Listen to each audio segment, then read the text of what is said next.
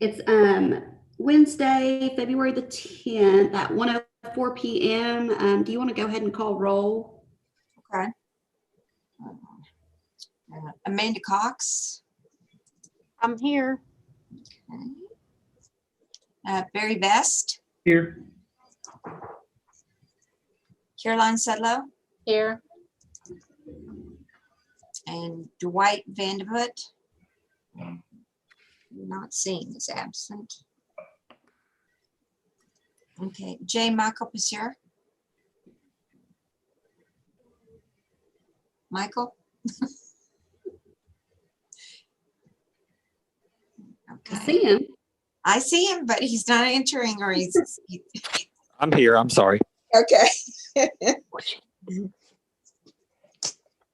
Casey Stone. Here. Okay. Lisa Gerald. Here. Okay.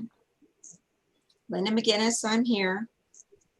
Carter Pack. I'm here. Okay. Courtney Durrett. I'm here. Okay. Nikki Davis. Here. Randall Kinner.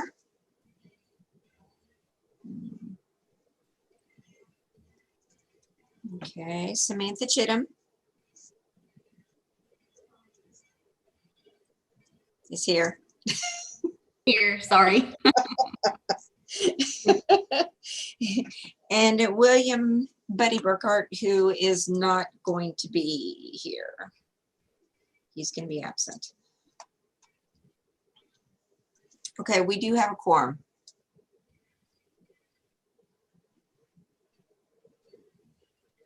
Let's move to, does everybody have a copy of the agenda? Agenda item number 2 is approval of the October 2020 Insurance Benefits Committee meeting minutes. Did everybody get those from Linda when she sent those out? Does anybody have anything, any discussion on any of those? I move to approve. Michael. Michael, okay. I'll second that. Nikki. Nikki.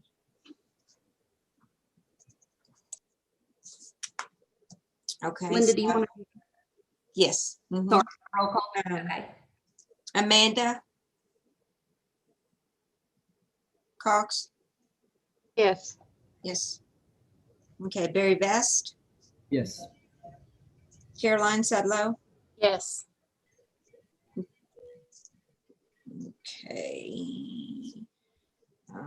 Dwight Vanderbilt is no. And J. Michael Pisseur. Yeah, I move to approve. Okay. Casey Stone. Yes. Lisa Gerald. Yes. Linda McGinnis. Yes. Carter Pack. Yes.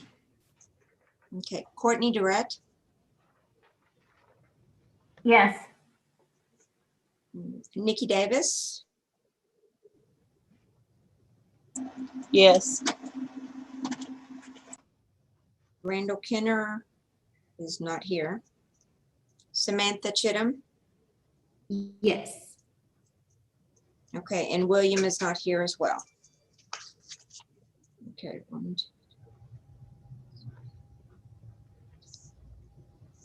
So we have 11 yays or yes as approved and 3 who are absent. So nays.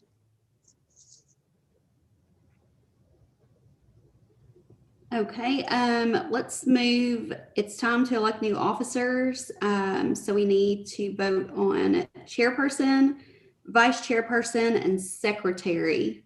Does anybody want to make? I'm pretty sure. Let's see here. Myers, is it just we can? I can't remember because last year, obviously, it was a long time ago. We just have people nominate, right? And then do we do each separately and then vote and move on? Or do we do all 3 at once? Can you hear me? I'm reading in the bylaws of the Employees Insurance Benefits Committee, and let me look at that question. All candidates running for an employee member seat shall be employed by Knox County, which they are. Departments shall select their respective representatives by majority vote of Knox County employees who are employed in the department. Yeah, you can do it Does it say individually that? if that's what your decision is. Yes. Okay. I think we should do one at a time, Samantha. Might be clear. Yeah. Yeah, because I have to take a vote on each one. So, Okay. yeah. That makes more sense. Yeah. Anybody have, we'll do chairperson first. Any nominees for chairperson? I nominate Samantha Chittum. I second that.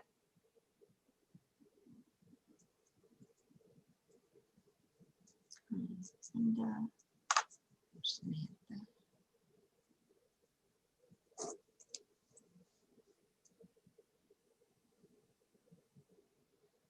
Nobody else?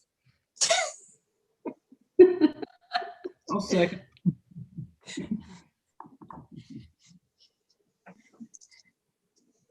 Okay, so do you want to take a vote on that? The nomination ceased. Does anybody else have any?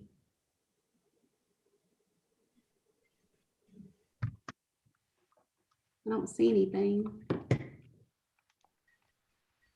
Okay. Are we good to vote now, Myers, right? Yes, ma'am. Ms. So Chairman. we are seeking, we're ceasing nominations and we are taking a vote as Samantha as chairperson.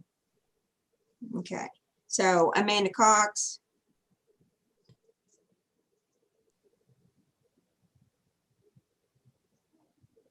Yes, sorry. I thought it was unmuted. So sorry. Barry Vest, Yes.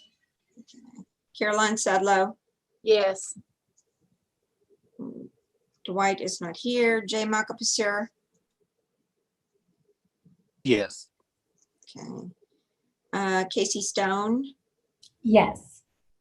Lisa Gerald, Yes. Linda McGinnis, yes. Carter Pack, Yes. Courtney Durrett, Yes.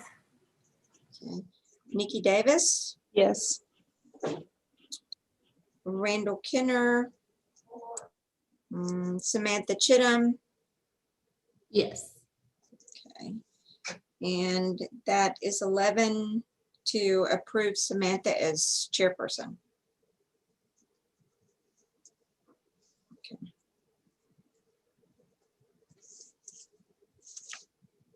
So I guess we'll move to vice chair next. Any nominations? I nominate Lisa Gerald.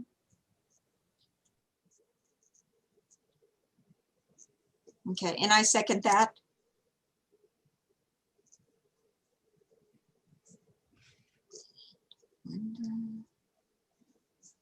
Anybody else?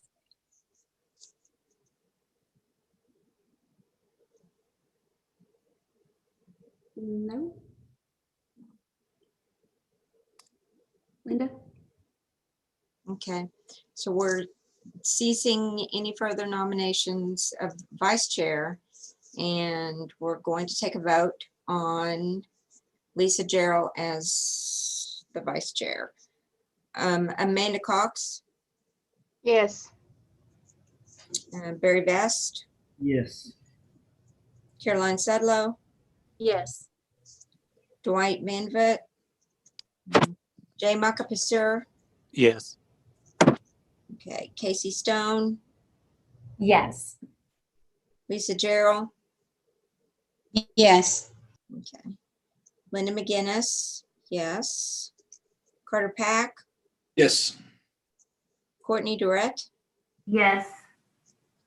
Nikki Davis, Yes.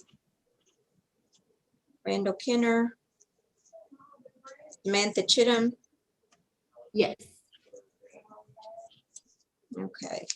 So we have 11 that has approved that election of vice chair for Lisa Gerald.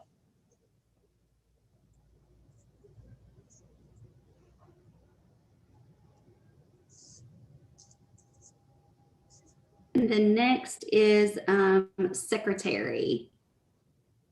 Any nominations? You know what I'm going to do, Linda? I- I nominate Linda McGinnis. She's doing a great job.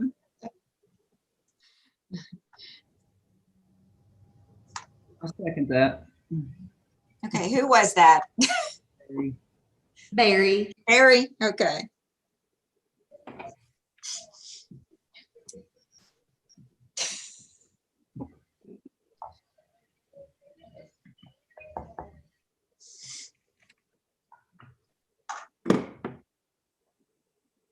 Anybody else have any nominations?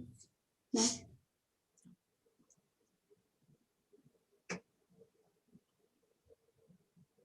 Okay, so we are Linda? seeking nominations for secretary.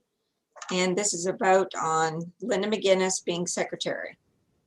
Okay, Amanda Cox, Yes. Barry Vest, Yes. Caroline Sedlow, Yes. Dwight, J. Marco Piseur, Yes. Casey Stone, Yes. Lisa Gerald, Yes. Linda McGinnis, no. Carter Pack, Yes. Courtney Durrett, Yes. Nikki Davis, Yes. Randall Kenner, Samantha Chittum. Yes. Okay. And Buddy. So we have 10 yes votes, and the motion is approved for Linda as secretary. So we'll have myself as chair, Lisa Gerald as vice chair, and Linda as secretary still. Mhm. Congratulations or condolences, we'll see. At least it's only 2 consecutive terms.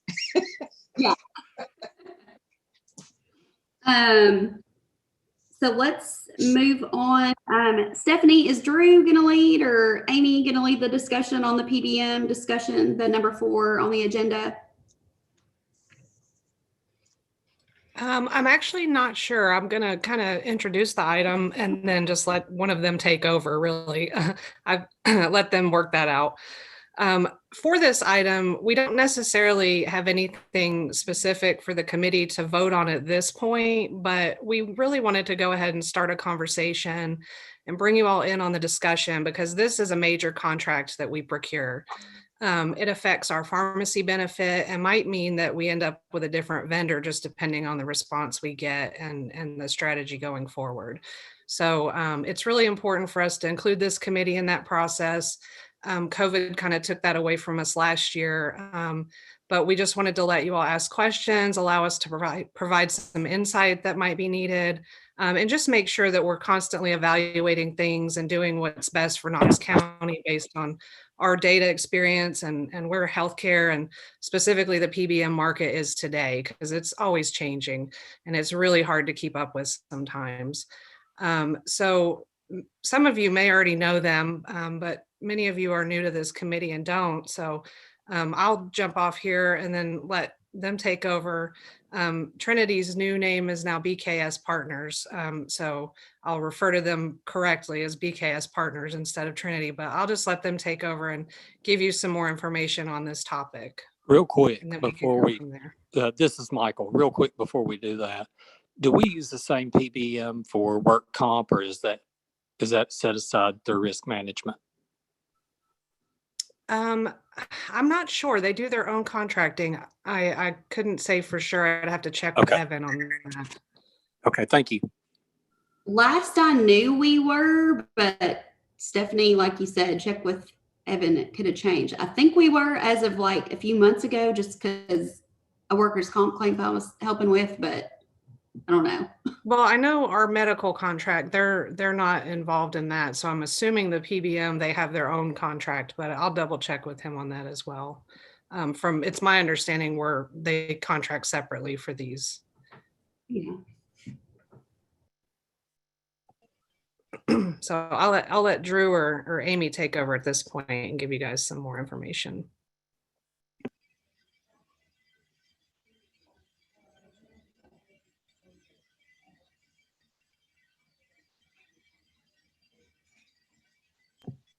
Drew, you're on mute.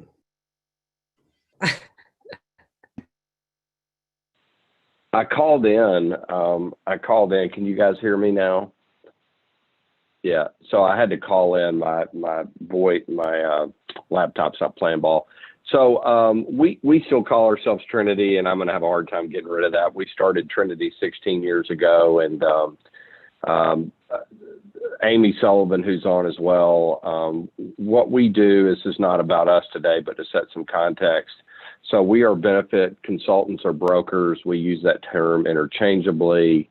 Don't get real caught up in those labels. And we help employers manage this monster that is healthcare, as well as a pharmacy. I'm almost 30 years of doing this one job. And what I would tell you is, when I started in the world, pharmacy spend was 6 to 8% of our clients' total spend.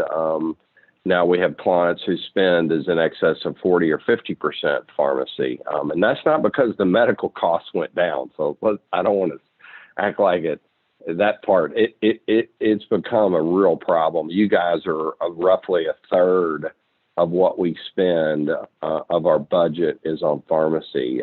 To give you a little bit of insight into what those numbers mean. I didn't want to lose the committee today in a bunch of weeds, but I wanted to give you some high-level data. In 2013, we spent $5.7 million, and those are spend that runs through the pharmacy benefit program.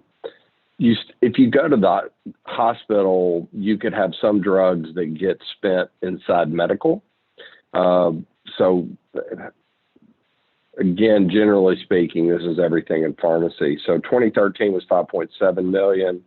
And then we had a bad year in 2015. We spent 9 million.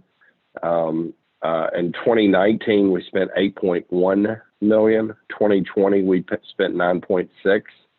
And 21, that was an 18% jump in 2020, which is really interesting because COVID really caused some oddness with healthcare. We had a lot of people that just didn't seek care. Projected for 21 is 10.6. So that is continuing to go up. So why is that? So we have this pharmacy benefit manager, Optum, who we pay, and their job is to control our costs. Unfortunately, Optum is really that's really not their real job. Their job is to get the meds that our prescribers write to the membership. And so they give us a great discount, but unfortunately what we have going on right now is a whole lot of really expensive drugs, and people are on them for a really long time. So Stephanie and Amy and I have spent a lot of time over the last month or so of looking at 2020 and comparing our benchmark to other types of PBM arrangements. So you guys know, we had planned on releasing this RFP in late March of 2020. Well, if you guys all remember, March 13th of 2020, the world sort of stopped. And our biggest concern, especially when you guys were furloughing a significant number of people, is do we really want to do anything that potentially impacted employees' health care? And so the decision was made to pull that RFP. Here's what I will tell you. Pharmacy is such a cat and mouse game that you're constantly having to go out. You can have a great contract, and 2 years later, it's not good anymore. The world of pharmacy is changing so fast. So what we wanted to let the committee know is as a taxpayer and as someone who lives in this world, it makes a lot of sense for you guys to go ahead and do an RFP, allow that process to go forward. There's a lot of opportunity for you guys to have we have clinical management programs in place today, but we've gotten really sort of open-ended with whatever the doctor writes, script writes. And you guys on this call may or may not realize many times the physician does not know the cost of the medication that they're writing the script for. I've had hundreds of conversations with physicians in East Tennessee when I let them know that Humira costs $5,000 a month. And they say, no, that's not true. My patient pays $50 because he has a coupon or she has a coupon. I say that's great, but my client, the self-funded employer, is the one paying that other $4,950. And they're blown away. Docs are blown away when they learn the true cost of medication. So huge opportunity for the county to save real significant dollars without negatively impacting your employees. Amy, what should I have said in that quick little overview that I did not? So you guys, Amy's super humble. Amy is really, really smart.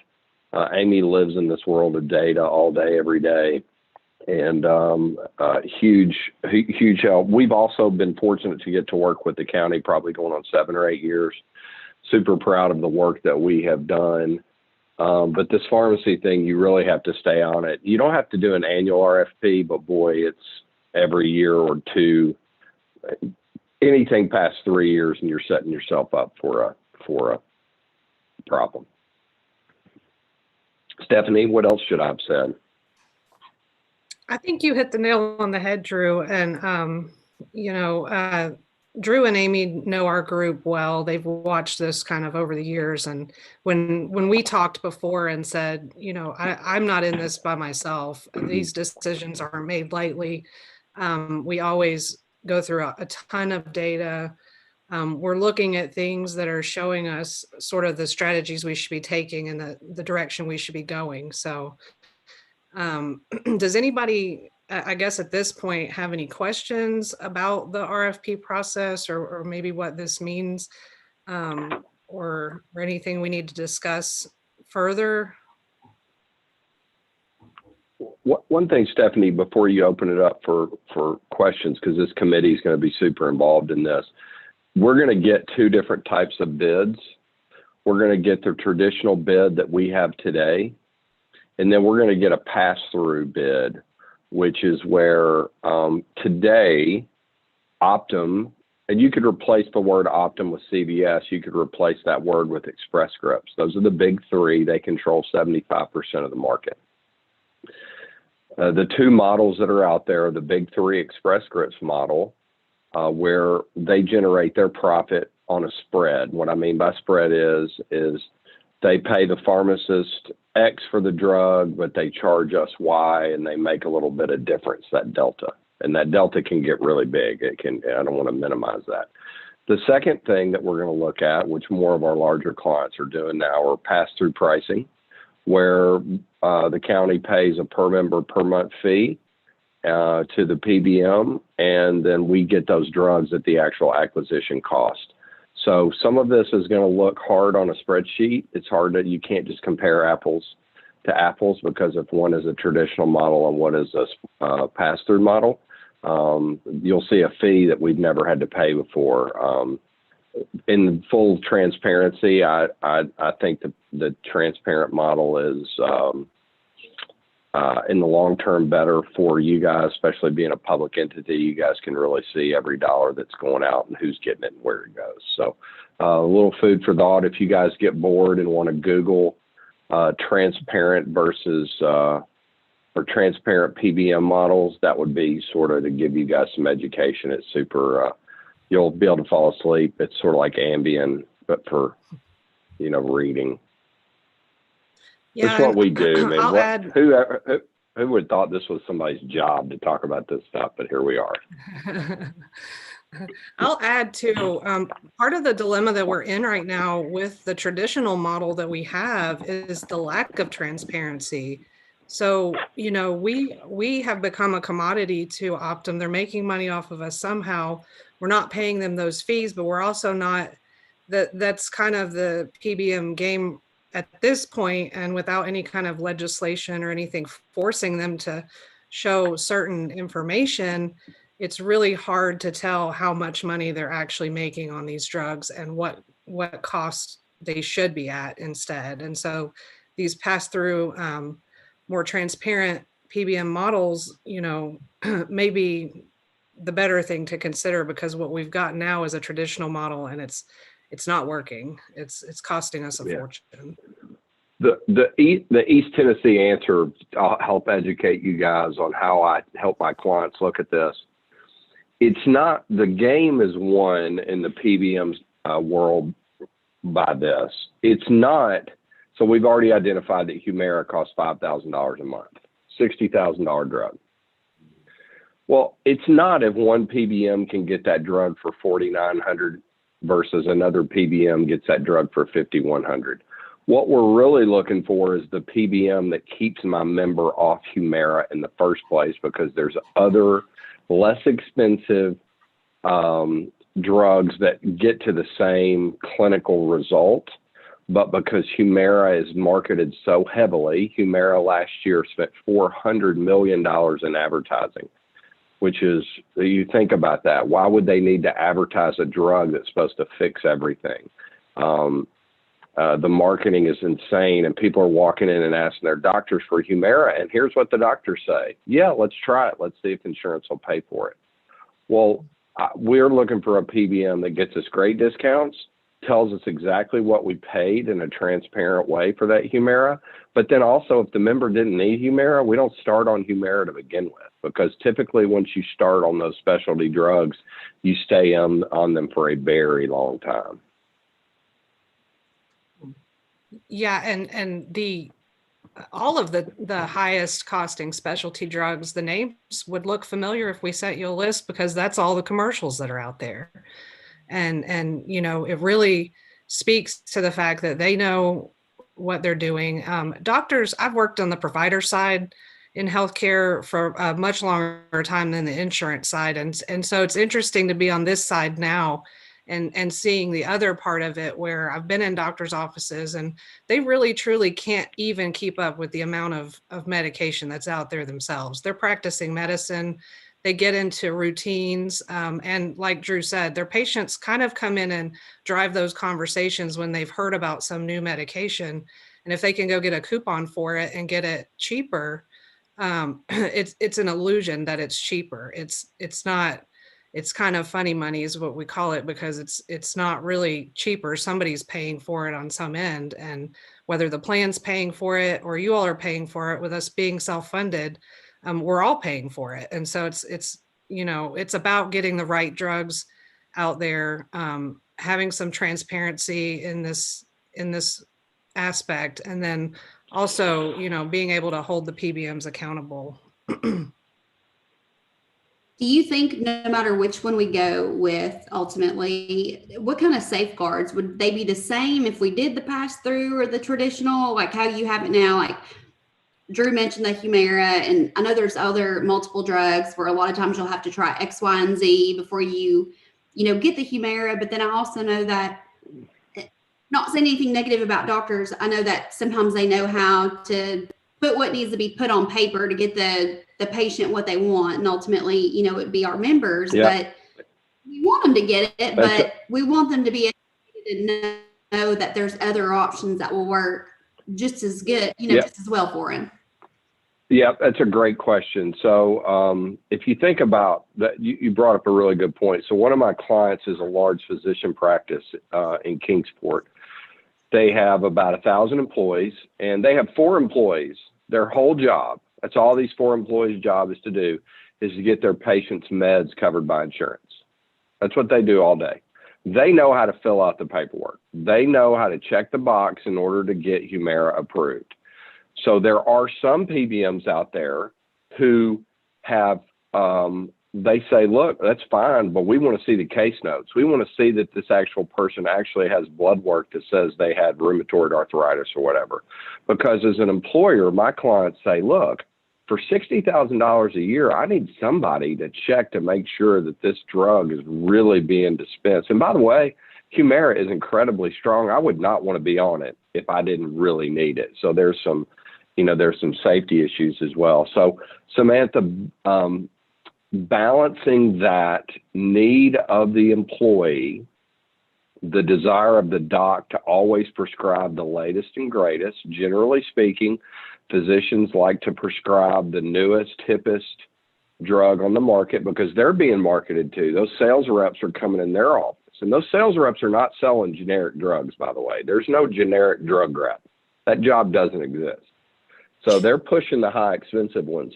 So there is a real balance here to how do we get the member the clinical help. Number one, first and foremost, how do we get them the medication they need for the illness or symptom that they have?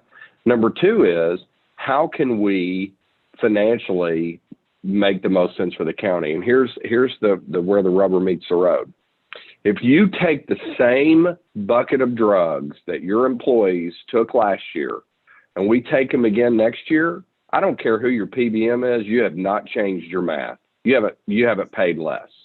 Okay? There's no magic wand I have that I can magically make your same exact drug, same exact dosage just magically cost 10% less.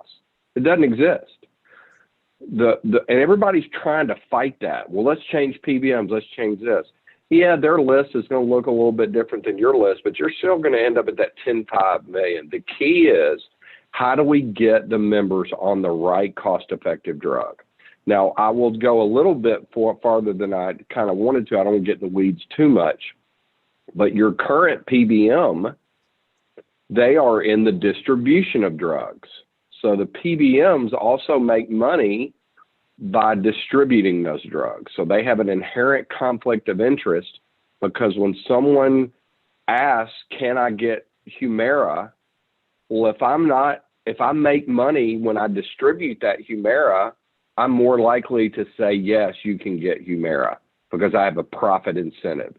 So many of the big three, their incentives are not aligned with my self-funded clients because they are not really interested in controlling costs. They're more interested because they make more money from the drugs, selling drugs, than they do the fees they generate from Knox County government.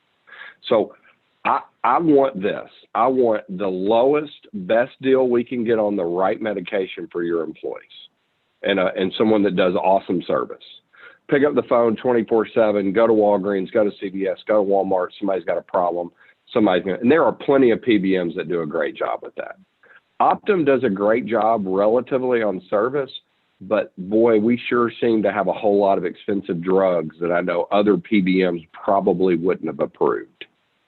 I mean, we have growth hormones is an easy one. I mean, we have a lot of people on growth hormones. Well, growth hormones are, I mean, you can get a whole lot of different opinions. Well, did we have clinical tests that said that person actually needed that? Or are we paying, $4,000 a month for Norditropin for someone that really didn't really need it? But I'm being a little cynical here, but their mom and dad felt like they were going to be short. So they said, let's get them on growth hormones. Well, the county's paying $60,000, $70,000 a year for that. There's a laundry list of drugs that are offenders. Stephanie is right. Physicians are not at fault here, but they also have some responsibility because if they're writing a script and they don't know the cost of that drug, that frustrates me as a healthcare consultant. I have an example in my family. One of my family members was on a $50 drug, brand new drug hit the market. They gave us 6 months of samples. I should have known something right then, but I was just not paying attention. The 7th month, we went to fill that drug, and it was $6,300. I called the doctor up. I was like, look, we were on a $50 drug. We were fine. What's the deal? And the doctor asked me this question. This is how I got started in this world. The doctor asked me the question, oh, wow, is that drug expensive? I was like, how did he not know that that's a $75,000 a year spend? And that really opened my eyes up to this whole world. And we just tried it. It's like, yeah, it's a new drug, supposed to be awesome. Let's check it out. $70,000. Crazy. Is there any way to write in the contract, like you said, Drew, and I agree, I don't believe it's the doctor making, or, trying to do anything bad, but is there a way, like you said, some PBMs, you can make it to where they have to look at those clinical notes to approve it, not just look at answer and a question? Like, can we write that? Yeah. So part, Stephanie, good question. So part of it is how the PBM sees the world. Philosophically, do we have a PBM who believes that their end of the day, their only revenue source comes from the fees that are paid by the client, so they have no incentive for the distribution of drugs? First and foremost, take away the profit incentive to have that drug filled, and it'll change how you see the world. Funny how it works, but follow the money, okay? Secondly is that the PBM was built from the ground up to really pride themselves on clinical management, including chasing down doctor's notes. It's expensive to do that, okay? It takes time and it takes someone clinical. I can't look at a doctor's note and describe that. You got to have someone who's a PharmD or a pharmacy level person. Samantha, it reminded me of a story. Amy and I have a client who had a member who was on an MS drug for multiple sclerosis. Those have gotten to be really popular, super expensive. This is Imbruvica, I think it was. It's about 10 grand a month. Moved to a new PBM. New PBM looked at the Imbruvica fill and said, hey, we need to see case notes to verify that this member has MS. Reached out to the doc and said, well, we didn't actually diagnose the member with MS. It came from their previous physician. I said, okay, fine. We'll talk to the previous physician. Talked to the previous physician. The previous physician never did an MRI or a CAT scan that showed lesions. And this person actually didn't have MS, and they'd been on MS drugs for 4 years. And that's the flip side. Make sure they need it. What if you're a person and you're taking your child or yourself or your parent to the doctor and they're telling you need this, you're like, oh my gosh, I need to get it. I need to get it filled. And then, if you have to jump through hoops, but if it's something like that, what if it's something that could harm you, and you don't have any of that back, you don't have any of the stuff that you need to make sure you need it. So that's, I guess, the other side of making sure you need it. It is. And finding a PBM who first and foremost, get the right medication to the right member, okay? You got to start there. You cannot negatively impact anybody's healthcare. Number two, are we on the cost-effective med for that illness or condition? Okay. I mean, Amy and I have lots of PBMs we work with, and I have a client here in town.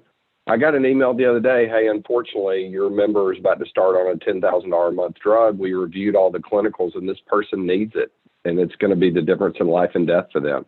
And you tell your employer that, or I come back to the county and say, hey, we've got somebody who's on Imbruvica. It's going to change their life. We all nod our head and get it because it could be us. But what we want to know is don't leave any stone unturned, Samantha, that we know we've done the right clinical evidence. We're not just, well, that's what the doc said. And by the way, we make $4 grand every time we fill that prescription. That's where I have a real cynical, it probably comes across pretty well. I'm trying not to be cynical today, but there's so much profit motive in here that sometimes the right decisions are not made. And I want to emphasize and kind of piggyback off what Drew just said. This isn't about the bottom line completely at all. This is about value-based care. It's about being kind of the oversight and the watchtower of this whole system that we're in, which historically, I mean, we live in a country where historically doctors used to come to our homes and we trusted every single word that they said. There's been this evolution over time of American medicine.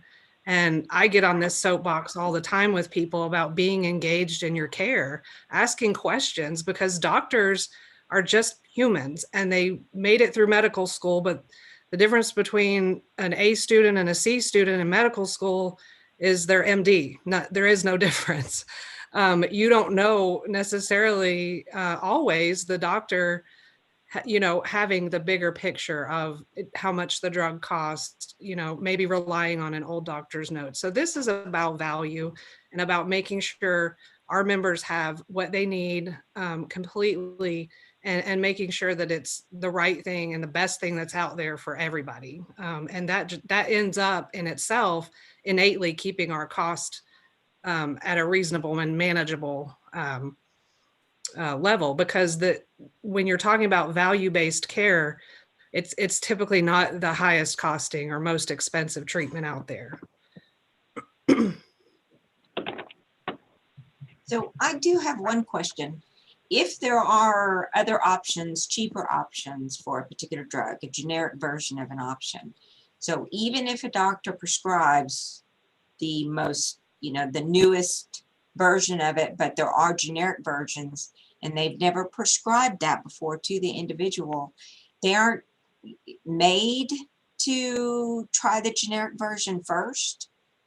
Or, Yeah. I mean, It's another good question. So let me start with this stat, and I think it'll help the county a little bit. So 84% of the time, your folks are getting generic medication.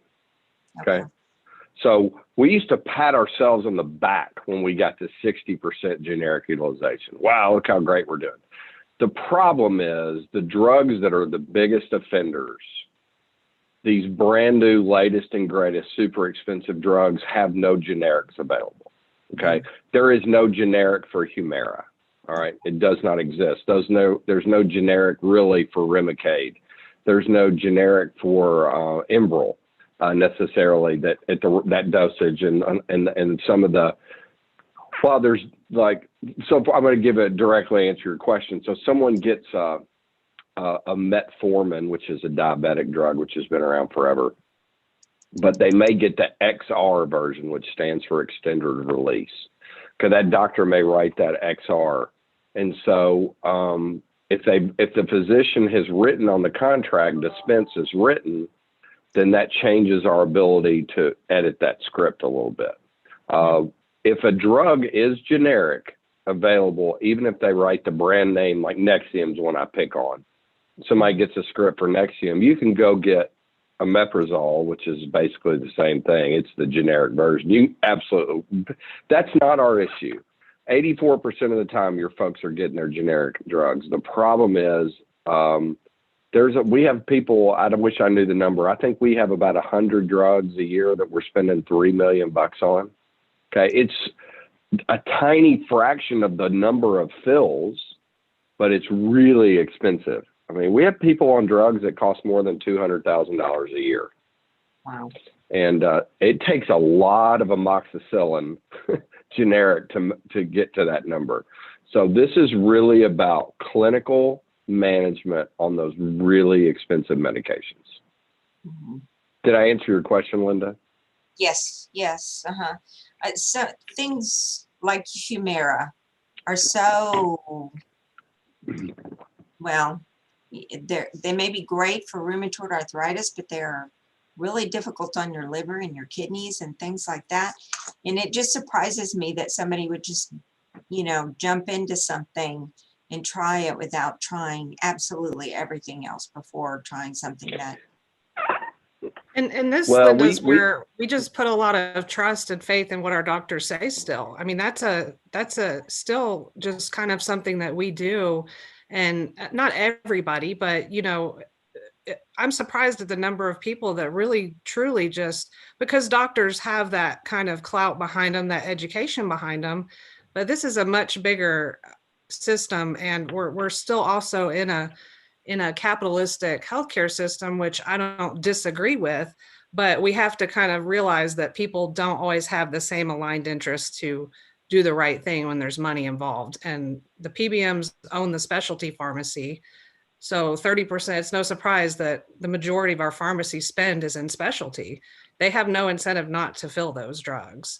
Yeah. And then providers are just filling whatever the drug reps or their patients ask for, because it's easier on them and they've got other patients to see. So putting that time and effort into one person's care without somebody challenging it, I've seen it time and time again myself, where just asking one question and questioning the doctor can take the conversation a whole different direction that they wouldn't have brought up because they have no reason to. Yeah. So I really always encourage people, and especially our members, ask questions. Is this the best thing out there? And I've had providers go back and say, oh, I didn't even know this existed yet, because sometimes there is something newer or something that's been tried and they just haven't seen it, or they had no reason to think about it without the patient themselves saying, oh, is this the best thing for me? They'll write a script and say, head over to the hospital and get your imaging, and now we know we have other places we can get that done that's cheaper. And so we're trying to all be involved in this conversation and making sure that we're asking the right questions, and we're basing our decisions on what's best clinically for ourselves, and in our case for you all. Do you think that maybe part of the solution may be to inform the employees about, certain types of drugs and how, difficult they can be on your body, and that you really need to try to do everything you possibly can, to not get to that point? Or I don't know, This is Yeah, Michael. Linda, that's You have to be Go ahead, very, Michael. very careful with that. Yeah, no, and I agree. We- I agree. But I agree with Steph. You definitely have to be an advocate for your own health and well-being. Absolutely. And I've encouraged people in our group to, when they get a prescription, before they head to pick it up at the pharmacy, to check GoodRx and to read up on what they're about to take, because I don't feel like the pharmacies are actively looking at contraindications and I want to look out for my members or for my coworkers to the best of my ability, but I'm not a doctor, and I Right. sure don't want to lead them down a primrose path. Another thing that I have witnessed firsthand, some of you know, some of you don't, I'm battling stage 4 colon cancer. So every other Tuesday, I go spend 4 hours getting chemotherapy treatments. Well, I noticed from the first time and every time since then, about 11:30, the doors open and here comes a cart full of delicious food. Let me just tell you, yesterday they had Carrabba's, and Yes. another week they had Moe's, Mhm. and there was another week, I forget what it was, but anyway, every week this big huge cart full of drinks and snacks and meals comes rolling through the door. And I mentioned to the nurse that was working with me, I said, gosh, it looks like Dr. So-and-so sure feeds you all good. She said, oh, that's the pharmacy reps. Yeah. I mean, you talk about dangling a carrot. And they so do it because it works. there's a lot at play here. Clearly it works. I've But heard that. I'm So we're and I'm here to battling tell all you, those. the generic versions of stuff ain't paying for Carrabba's for a staff of 16 every Tuesday. There is no generic. If you go to LinkedIn right now and you put in job description generic drug rep, you will get 0 results. Let me tell you this too. I think this will be helpful for you guys, because I think this is a healthy discussion for you guys to understand the business aspect of pharmacy. So I want you to imagine this for a moment. Imagine if we went to Covenant and we told Covenant, we're going to let you pre-approve your own surgeries. We're going to no longer are we going to ask you, should Drew have his knee replacement or shoulder? Whoever you want to have that procedure done, they get to have it done. Well, intrinsically, we would think there's something wrong with that. We would like a third party to be the watchdog to make sure Covenant wasn't doing too many procedures, because as good as Covenant is, I'm a big fan of theirs. They're in business to make money. They're going to do as many surgeries as they can. Well, that's exactly where we are in the pharmacy space now. When the PBMs got in the distribution of drugs, they own the specialty pharmacy, they own the mail order. when we allowed the person who's distributing the drugs to have the PIN, the approval, whether or not that drug gets approved, there is an inherent conflict of interest that they are going to say yes more times than not that that drug should get approved. The next time we start to deliver these RFP results, what I'll share with you are something called denial and change rates. And what that will mean, just a little precursor, that's how many times a drug your members were either denied or had their drug changed. Today, I think your number is 96% of the time the initial drug request is approved. Okay. So that's really high. That means 96% of the time we're assuming that all the homework's been done correctly. I would like to see that number significantly lower. And it can be done, because I've seen it done, where it's not a negative impact to the member. And I'll share that I don't want to take up too much of Stephanie's time, but we have lots of ways that we can talk about fixing that, because we are focused on the member experience and also focused on the value of care. It's not just the cost of care, but it's the clinical value with the correct price. Mm-hmm. Cool. Okay.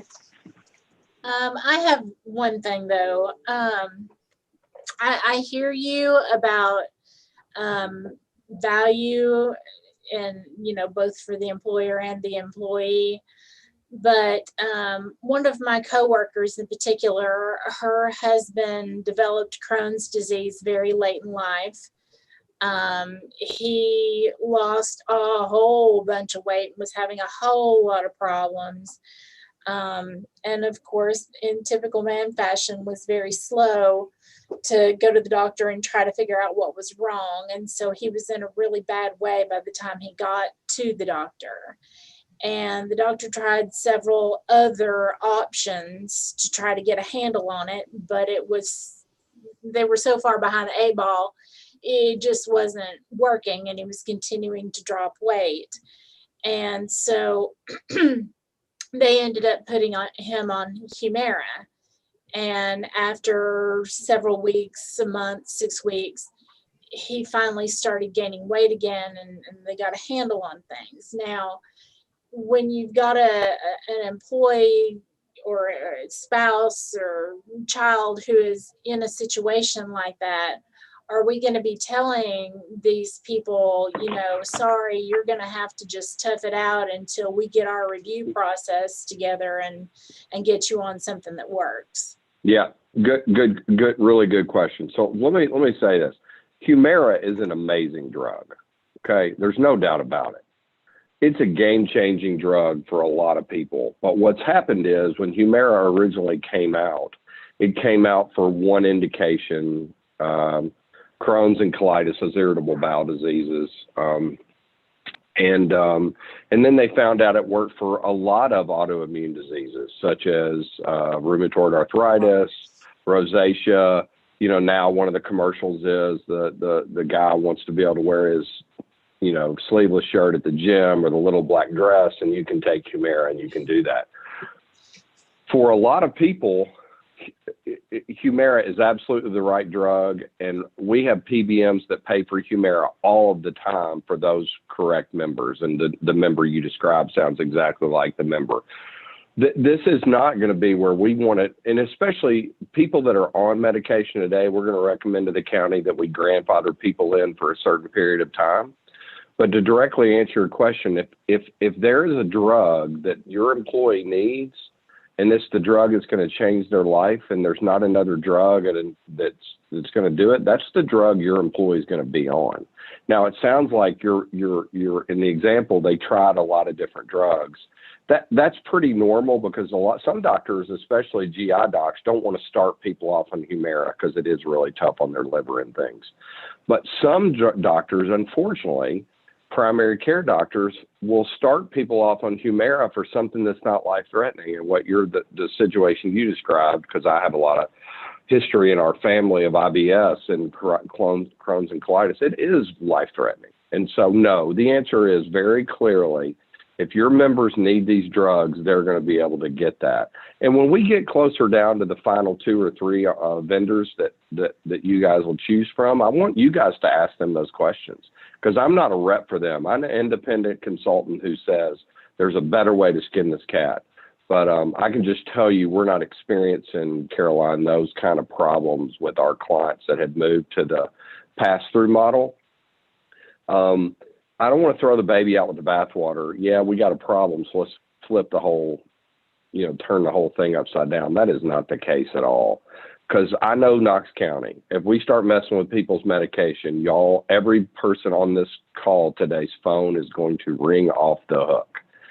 You guys do a great job of taking care of your members, and you care about them. You treat them like family. A little bit, that's why we're in the situation we're in, because in the past, we paid for everything. I mean, literally, we paid for prenatal vitamins, and we got hurt a little bit on that because the pharmacy figured out, wow, Knox County will pay for a $2,500 prenatal vitamin, which sounds insane, but there was a pharmacist in town that figured that out. And they started compounding $2,500 prenatal vitamins because they knew Knox County would pay for it. So what we want to do is try to help control, because here's what I'm going to tell you, gang. That 10.6, that 10,000,006, if we don't do something, you're going to be staring at 11.5 in 23 or in 22. And pharmacy is only going up. And some of the transparency rules related to pharmacy were going to get put in place. We've now recently had a hold put on those by Health and Human Services based on the new administration. So we don't know that some of these transparency things I was counting on are going to come through. I'm not picking sides on the election. That's not the point at all. The point is I was expecting some transparency regs to hit that don't look like they're going to hit. So I think it's only going to make a stronger case that you guys have have some sort of transparent kind of a model. But again, it'll all play out in the RFP. No decisions have to be made today. Caroline, I appreciate you sharing that story, because there's a lot of those out there and they matter.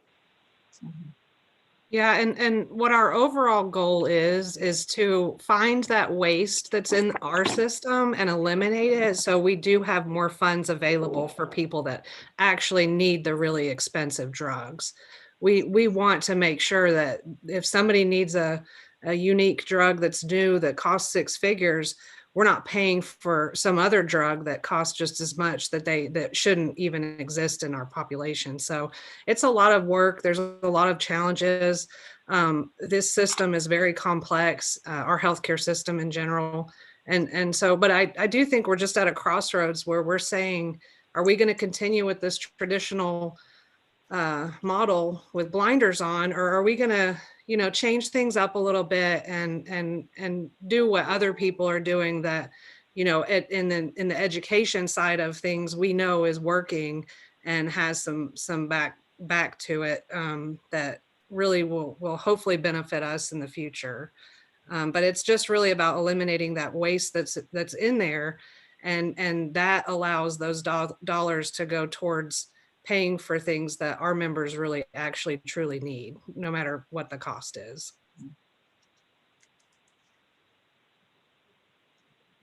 Does anybody have any other questions on this or opinions? I mean, this is a good discussion. I really appreciate Drew for helping pull you guys in. We could go on for days about PBMs. We could go the games the manufacturers play. I mean, they will literally change one tiny little thing, and it doesn't even necessarily affect the ingredients. It'll just be sometimes the administration route, slap a new label on it and market it out there at a much higher price. I mean, I won't get on my soapbox because I'll talk all day So long. I'll share with this. I'll share this with the committee to tell you how crazy this is. We were paying for an EpiPen a couple years ago that had audio instructions to tell you how to use the EpiPen. And the price of that pen was 10 times greater than the traditional EpiPen. And, Optum was approving that. And it's just insane. And I mean, once you've used an EpiPen once, you know how to use an EpiPen. It's one of these, there's drugs out there where people have taken the drug Aleve, and combined it with the drug Nexium. Okay. So 2 over-the-counter drugs, Aleve and Nexium, and they have combined those into a drug. And that drug, so together you're probably talking about, you know, $50 a month if you're on Nexium and Aleve every day. Probably not even that, because Aleve is cheap. They're charging $2,500 a month for that Me Too drug. Okay, it's just 2 drugs combined. And a couple years ago, the Knox County Health Plan was paying for that. That's the constant game we have to be in, of figuring out where these guys are going to gig us, and do we have a PBM partner that's paying attention to that, and quite honestly, not making money on some of that stuff. And I can't make that statement today that you guys have a PBM partner that is not on the profit side of some of that nonsense that's going on. So when is that RFP going to, what is the deadline for that RFP? Stephanie, you want to, I can answer that, or you've got that timeline in front of you. I'll either let way. Drew, that's a good segue. I was actually going to ask Drew if he would just kind of give us a timeline on what we can expect as, and then we'll carry this discussion on further this year, I'm sure, as this goes on. But if you could just give us an idea, Drew, of what next steps are and where we're at. Yeah, so one thing I always like to do is talk to my friend Matt Myers, make sure he's good with how we're gonna do that. We'll end up probably 6 or 8 different RFPs. It'll take Amy and I 6 weeks to do that. Amy, nod your head, so I'm not over promising. Perfect. Good. Amy is my work wife, and sometimes I get in a little bit of trouble. So it'll take us about 6 weeks. So we'd be coming back to the committee, you know, 1st of April with that, to be able to say, you know, here's what we recommend. I'd love to have the longer rollout. Here's the thing with pharmacy, guys. I know if you guys remember back your CVS experience probably 10 years ago, that was I was not involved, so do not shoot me. You guys didn't even have your drug cards in your hand for the first 6 weeks. Okay, that's just insane. I don't know how that happened, but the thing with pharmacy is you have 4,600 members on your plan, 4,800, somewhere in that range. Okay, 2,600 employees. PBM affects every single family that you guys have. Somebody in every family member is on a medication. So this has to be right. So having this, the reason why we started so early for a January 22 rollout is I'd love to have 3 months, 4 months of education for those members that are, you know, currently on a medication. Are they going to be okay? Or are they not? Amy and I'm not ready to say this today. We'll be making some recommendations for grandfathering, which means how long do we allow a member to continue on the current medication that they're taking today without a new prior authorization? Meaning, so Caroline mentioned this gentleman with Humira and Crohn's. That's a perfect example. How long are we going to give someone who's currently on a med before we start to say, hey, we want to do, we just want to pay attention to see what are the case notes? We typically will grandfather that for a pretty good period of time. So nobody January 5th is scrambling, running around trying to do anything like that. So we want this to be a really smooth rollout. So I went a long way around the barn there, but we would expect we would be ready to have these results back in April for you guys. Okay. Well, question. So the grandfathering and then additional pre-cert, would you require this gentleman to go off of the Humira and go back through the process of trying other things before being finally approved for Humira? No. So once someone, this is a great example, once someone has already gone through the pain of trying multiple drugs, you defer to the doctor at that point. What we're saying is it's the person that's never tried anything else. And quite honestly, some of this, the cat's out of the bag. Once someone's on Humira, you can't pull them off Humira, okay? Because the way that clinically works, what we're talking about is really a lot of this is from a go-forward basis. making sure that people have the right medication but sometimes like some of these specialty meds, once they start on them clinically, it doesn't make any sense to pull them off. We may say that person should never have had Imbruvica to begin with, but now that they've been on it for 2 years, we have to leave them alone. So Caroline, to answer your question, no, that you don't make them jump through all the hoops again. Because again, if your focus is not just money, it's doing the right patient care. Start there first. What's the right thing for the patient? Well, the right thing for the patient is him to manage his Crohn's disease, which means keeping his weight on. He's got 6 or 10 months or 12 months of proving that Humira was a winner for him. Okay, fine. You know, that's awesome. Good for him. I hope he sticks with it, because that's a horrible disease. It truly is. And these are questions that I encourage you to ask when we have the RFPs and have 3 RFP presenters or 4 or whatever, 2 or whatever Stephanie and Matt want to do. You guys ask them those hard questions. I want to be careful I'm not putting words in the mouth of someone that I don't, you know, they don't pay me. So I just have a history with them.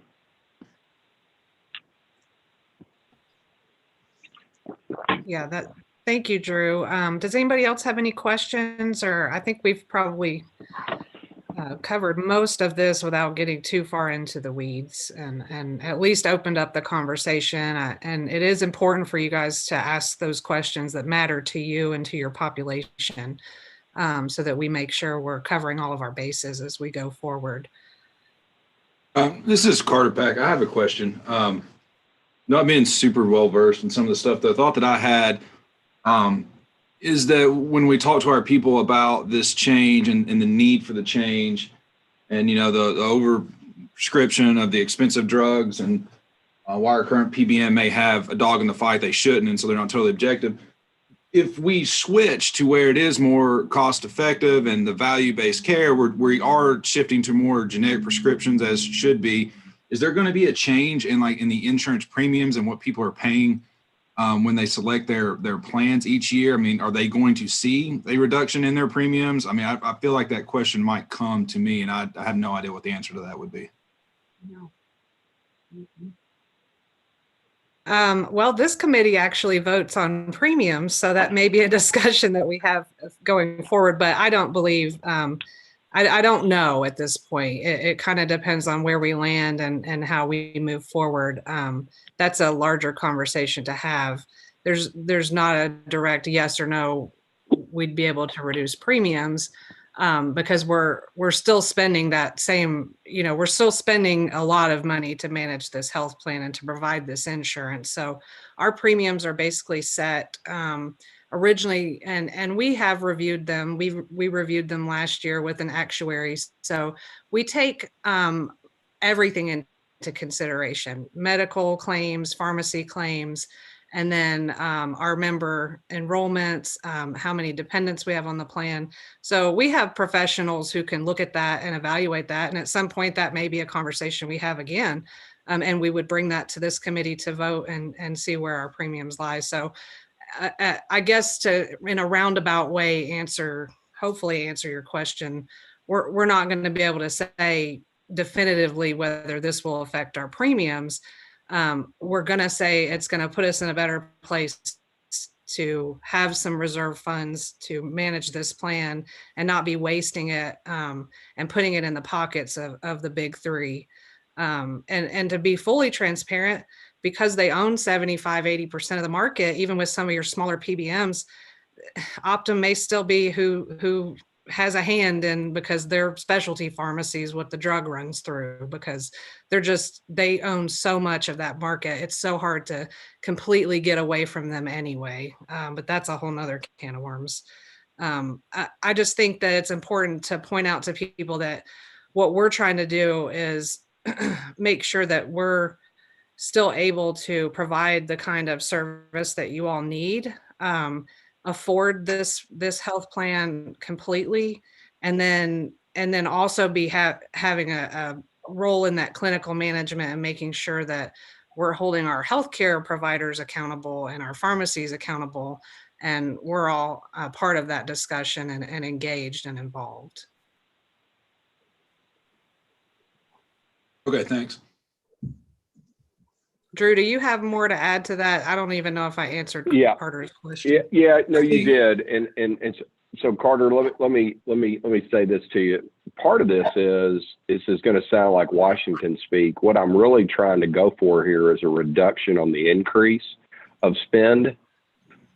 So if we're facing another 12 to 15% again, okay, what I'm trying to get you guys to do is be able to hold the line at even, rather than have to go back to your employees and ask for more money because pharmacy's going the wrong direction. So as much as I'd love to come in and save you guys $3 million, I think part of this savings analysis that we're going to do, you're going to see if we don't do this, we're going to end up another $1.5 million on top of what we're already spending. We'll have no choice but to go back to membership and ask for more money out of their paycheck.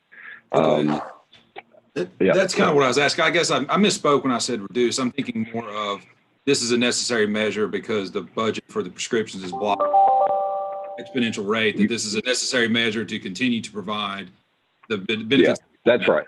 Okay, because I don't have a lot of prescription meds. I'm just anticipating the questions when people come to me and say, that's great, you're saving the county money, but what about me? And I say, well, this is a necessary measure to ensure to keep status quo, at least as to what's available. Yeah. That is a great way to look at this. If we don't do something, you're not going to like the other option, which is ask for more money out of your paycheck. Right. That's what I was getting at. I think I misspoke when I said reduce. Yeah. And Drew helped answer more eloquently than I did. But that was what I was getting at was we're going to see inflation in healthcare. That's just going to happen. It's happened over the years. And what we just want to do is instead of watching it continue to go up like this, we'd like it to level out. And that way, when we have our premium discussions, we're saying $1 instead of $5.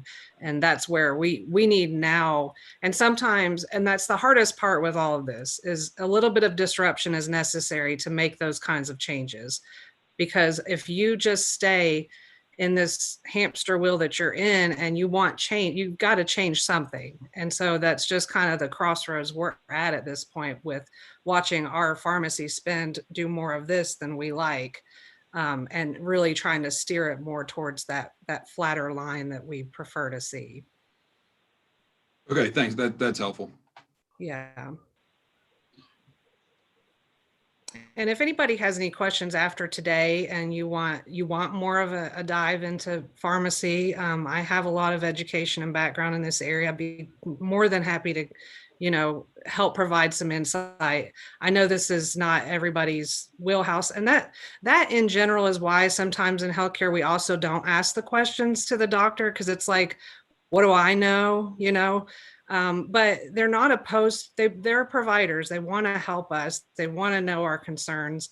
And we need to be asking this, and not as employers to steer people towards the cheapest option, but just to empower them and just say, stop wearing blinders and be involved, because there's so much out there. It's such a big system. There's lots of questions to ask, and you just want to make sure that you're also an advocate for yourself and your family members who sometimes don't know those questions to ask either. So I appreciate all the discussion in this. Does anybody else have anything else right now? Or if not, I'm good and we can move on. It looks like Trinity's doing, or BKS Partners is. I still call them Trinity too. Trinity, please. Okay, good. 16 Trinity. years to build that thing. Yeah, 16 years of work. I'm keeping it. Okay, good, because that's what I put on the agenda, and then I was like, oh no, their name changed. Yeah, don't worry about it. Just okay, good. Semantics. So talk we'll a little come bit back about when we have telemedicine. Okay. Go ahead, Stephanie. And then, Samantha, are we ready to move on to the next item? Okay. So this topic came up, and I'll kind of introduce and then let Trinity take over as well. But the pandemic has changed a lot of things for all of us, specifically the way that people access healthcare. So we wanted to make sure and evaluate our package and try to find ways that we can improve access to care and offer some added value without a major financial impact. this has led us to a conversation about telemedicine. Before the pandemic, it hasn't always been seen as the most valuable avenue of care. But what we have found is since, we've been stuck at home, and doctors now are even seeing people virtually, it's just kind of become a necessary platform for many providers to adapt and use. And because of that, the value in that type of care is actually increased. So for this item, I'm gonna also let Trinity just give you an overview of what we're looking at, what we're talking about. And then I would actually, we can talk more and answer any questions you have, but I would love to have the committees vote on whether they think that we should move forward with pursuing this avenue or not after you hear from Trinity. So I'll hand it back over to Drew and let him take the ball from here. Okay. So in full disclosure, guys, I think this matters, especially Amy and I neglected to brag about Carrie Crow, who's on the call. Carrie is she went to Vanderbilt. I'm not convinced that she really went there. She says she did, but she's our resident clinician, and she's on the call today, and she's really smart. And I'm going to hear about these comments after I get off. But we have no vested interest in whether the county does telemedicine or not. Okay, so I want you to understand this is not us pitching this. Okay, you guys pay us a consulting fee in a couple other areas, but this is so everybody this is an education piece. So about 8 years ago, I got a call from an organization called Teladoc, and I thought they were crazy. There's no way anybody in East Tennessee will ever go to the doctor by calling the phone or getting on their iPhone. I thought they're nuts. Well, and then a gentleman by the name of Senator Bill Frist got on the board of Teladoc, and I was like, he's pretty smart, and he knows a lot about healthcare. I probably ought to pay attention. We started rolling Teladoc plans out to our clients. Now, I use the word Teladoc. They are a brand, but I use Teladoc in the general sense, sort of like how everybody calls a weed eater, even though there's a brand of weed eaters. So telemedicine, Teladoc, if I say that, there's lots of vendors out there. There's Doctors on Demand. There's Physicians MD. There's MD Live. You guys actually even have embedded in your Blue Cross plan, have a telemedicine. We've been using this with great success before COVID for our clients. And the reason why our clients really like this for their membership is the following. One, it's really inexpensive. They buy it on a per employee head, so they allow all the employees. It's not tied to insurance. So even if you're, so one of my clients is called one of the boat manufacturers. Let's say they have a guy or a gal who works there who only takes single coverage, but his kids or her kids are covered under the spouse's plan. They are able to be on the Teladoc telemedicine program for the same price, even though they don't take the insurance at that employer. So it's not tied to insurance rules. Okay, super good. It's incredibly efficient and convenient care. Telemedicine is designed to not replace your primary care, but it is designed for colds, flus, skin things. Let me give you some examples of how our clients use it. East Tennessee, allergy capital of the world. You know pretty fast when you end up with a sinus infection. I'm 50 years old. I can tell you the day I know I need amoxicillin or I need a Z-Pack or whatever. I really do not want to go down to the doctor and deal with all the nonsense of having to do that. It'd be nice to just get on my phone, talk to a doc, get the prescription texted over to CVS or wherever I go, Walmart and Long's Drug Store or wherever. And so it's incredibly convenient.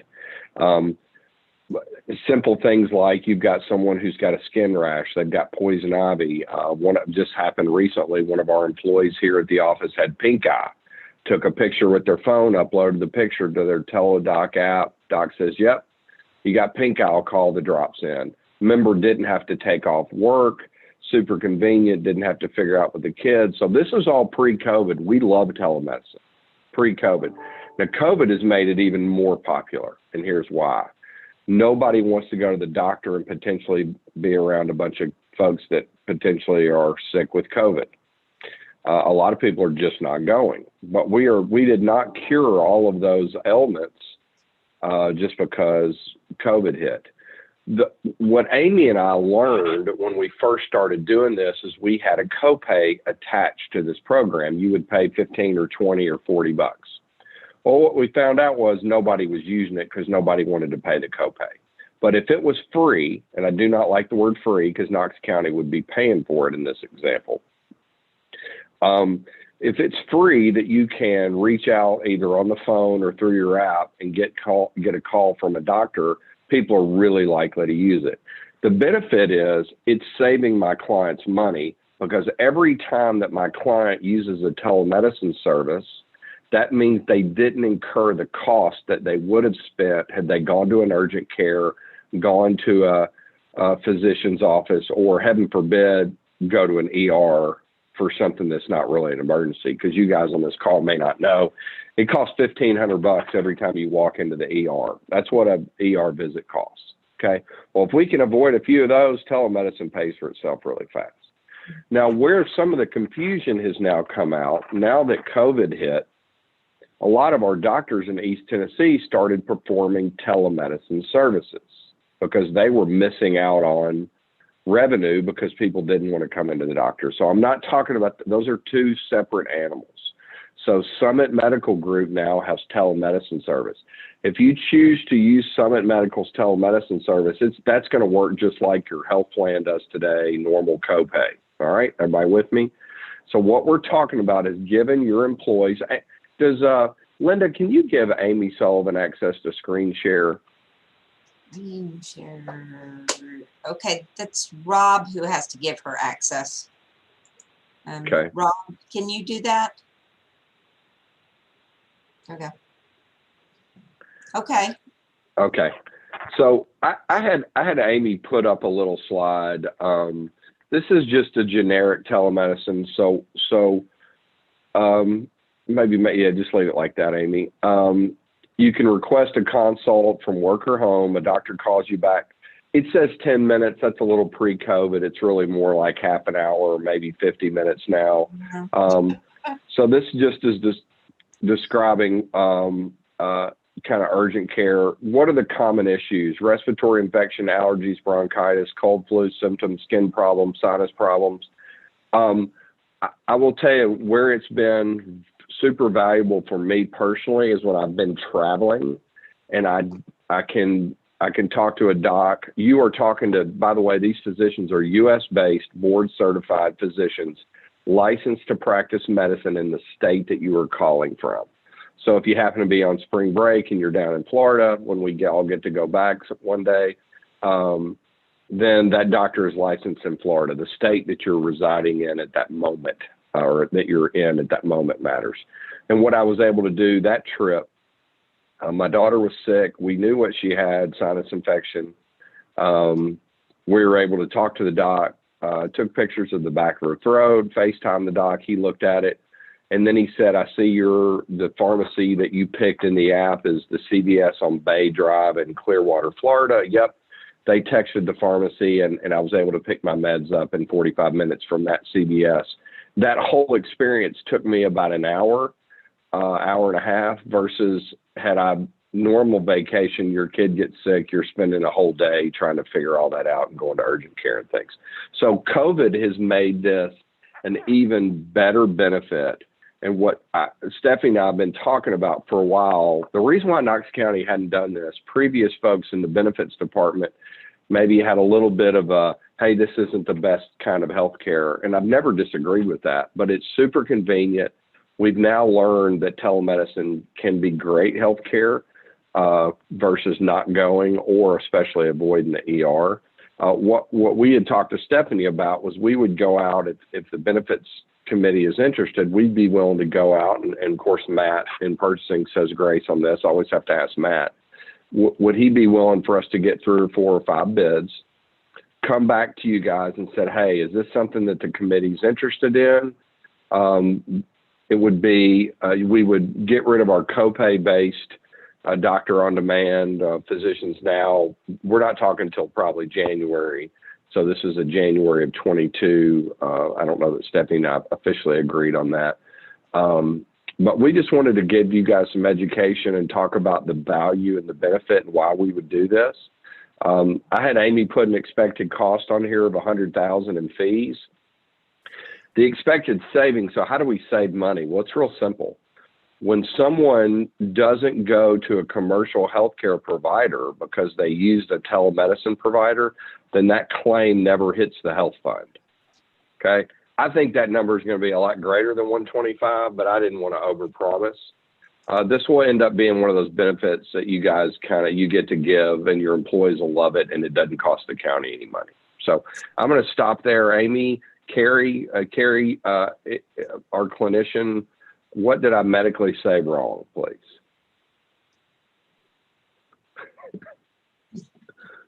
She's trying to figure out how to take it off mute, or she's cussing me. You're not playing. Hi, everybody. Thanks for letting me attend so I can get on to Drew after we get off this call. No, he's doing a great job. And I think most importantly is describing where we are now. And I'll just say from my perspective of what's in place now through the carrier, it's not always really well marketed to employees because our carriers want to be careful about, sending employees over to or away from our contracted physicians. And so that takes away from the revenue. So there's a little bit of game there too, but this is a totally separate option where it's outside of the carrier. It's not flowing through the benefit plan. And so we have seen a lot of really good success with it and engagement. Typically, I would say you see less than 10% engagement, and that's a high number for telemedicine programs that run through your carrier versus what we're seeing with Teladoc is closer to 80s and 90%. Correct me if I'm wrong, Drew, Amy. No, it's very high. It's super high. And it's amazing, guys, after a couple years, how much your employees begin to look at this as just one more way that they can access care. It takes us a little bit of time, but Carrie's right.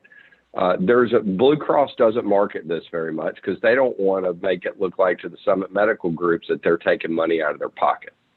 Okay, because Blue Cross has a symbiotic relationship, that's a big word, with Summit. Okay, Summit's a partner of Blue Cross at some level. Well, that's great and fine. I just want to be able to have a service. So Carrie, talk about clinically, for those committee members that may be on the call, talk about clinically, you as a clinician, the types of care that they're going to get from a telemedicine type provider. Well, they've listed, there's a few on the slide that Amy has up there. I would say one that really hits home, just one that I'd used, would be ear infections. Those are things that pop up always in the middle of the night. It's always a kid that can't get comfortable. That's a really, really valuable place to start. Now, if it goes on and on and on, you do want to reach out to your provider. So it's not intended to replace a primary care physician. And I think that's part of the education that we need to make sure happens across the board. But urinary tract infections, ear infections, especially skin problems, that's a big one because now that we can virtually show these providers what's going on with us, a lot of people are using that more often for dermatitis or dermatological poison ivies, those types of things. So there's a lot of value in it. And I'll say they are, a lot of people say, well, every time I call, they tell me no, and I don't get a prescription. So what we do get from them, which is not true all the time. I mean, they do watch their prescribing rates of antibiotics like any provider should. However, we do get reports on, X number of your employees called, X number got a prescription, and X did not get a prescription, and here's what was offered and what was provided in instead of offering an antibiotic or something like that. And so it's just kind of one of those things to have in your back pocket, I think, at all times. Yep. And I also want to add, negative. I just want to add, well, this really isn't that important, but I want to add, I am also a graduate of the University of Tennessee at Knoxville. That's where I went to nursing school. Okay, so. fair enough. All right. Yeah. Still Vandy. So here's what I would tell you. The biggest service pushback we get is when one of your employees calls and doesn't get a prescription, because everybody thinks they should get a prescription every time they talk to a doc. I've had fabulous experience. And again, what we want to do is just open it up now, Stephanie, unless there's, or Amy, there's something we should have said, open it up to questions and then talk about should we or shouldn't we do an RFP. I would like to touch on one thing from a business aspect. We talk about the expected savings in, capturing that from people not going to urgent care or another facility itself. But we have to think about opportunity costs here too, where if people are out, and like Drew said, because this is available, you can almost think of it like how we offer our EAP to anybody, any of our people in the county that work for us. So if somebody's able to go ahead in the middle of the night, call and get a prescription or a treatment for their child, they're more likely to come to work the next day. So we're also talking about improving access to care for people. And this was what piqued my interest. I'm not, I really, one way or the other, I'm really, but I was piqued because I thought, what a great benefit to have. And when we looked at our usage with the physician now, which does have a copay tied to it, like Drew said, there's less incentive to use this sometimes because people don't want to pay that $40 or $20 or whatever it is when they could just go see their primary care provider. And so this being convenient, lack of a copay, we're also looking at some opportunity costs where people have more access to care that may get them back to work faster. And so we're not losing revenue there or losing hours worked there. And so that's hard to capture in an expected savings, but it is there. And it is one of the things that I found really interesting about this program. Well, I want to say that I've had two very positive experiences with telemedicine. And both have been times when in the middle of the night where you had no alternative, or on the weekend where you had no alternative but to either find a doctor if he wasn't already closed, which in both of these cases, they were closed. You would have ended up at the ER. Okay, one was an ear infection and the other one's a sinus infection, to the point to where you're running a fever, you're in pain, and I didn't care about a copay. I was willing to do anything to get rid of the pain. And in both instances, they were very thorough about asking a lot of pertinent information, asking about my allergy history, asking, if I've had a CT scan, all these types of things that, I hate to say this, when I've gone to a walk-in clinic, they haven't asked those kind of questions a lot of times. They just look at your symptoms and say, oh, you need an antibiotic. And not only that, CVS and a lot of the walk-in clinics will not prescribe a steroid if you are so stopped up you can't breathe, or you can't, drain. And with telemedicine, they can prescribe you a steroid because you're actually talking to a doctor. But I think it's a great service, and I think it would definitely be advantageous if you're out of town or, in the middle of the night and you don't want to go to the emergency room. So.